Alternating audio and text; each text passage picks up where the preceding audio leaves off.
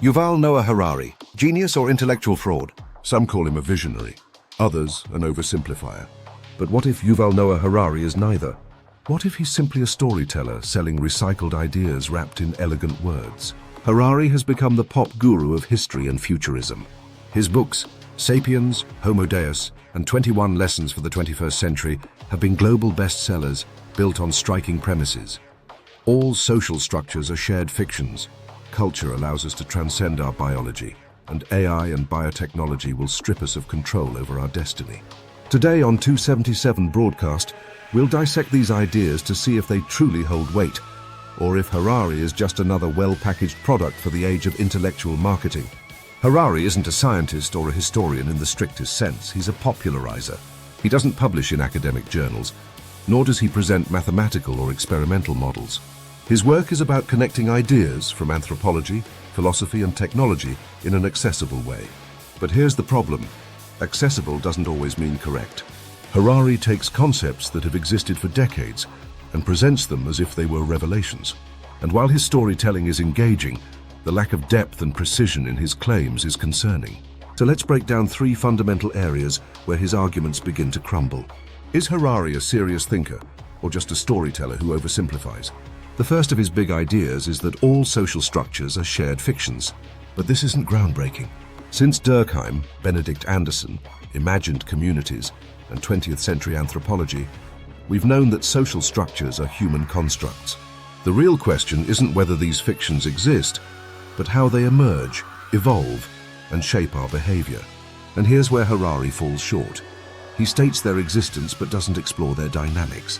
Worse, calling them fictions is misleading, because while fictions are usually false, money, law, and nations have real, tangible effects. The key issue isn't recognizing that these constructs exist, but understanding why we accept them and under what conditions they collapse. Then there's his claim that culture allows us to transcend our biological limitations. But does it really? Culture doesn't free us from our nature. It only reshapes it within certain boundaries. We remain tribal, we continue to see patterns where none exist, and we cling to cognitive biases. Culture doesn't change us. It just gives us new ways to justify our behavior. It's like Frankenstein.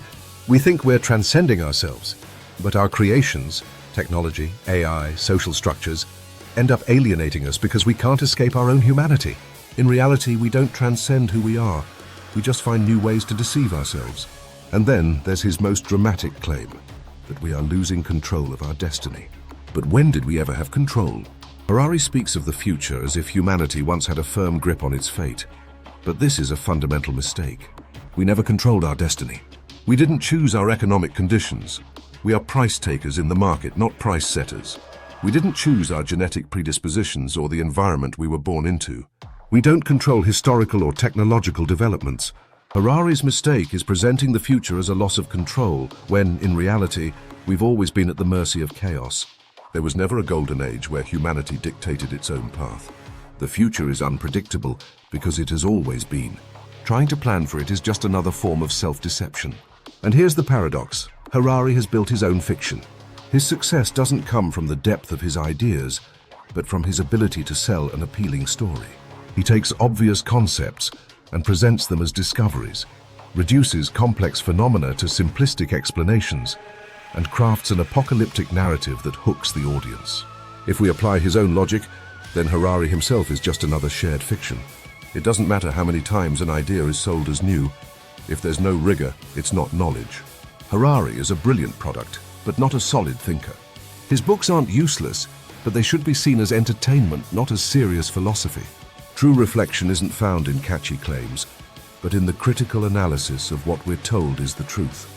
If this breakdown of Harari made you think, subscribe to 277 Broadcast and share this episode.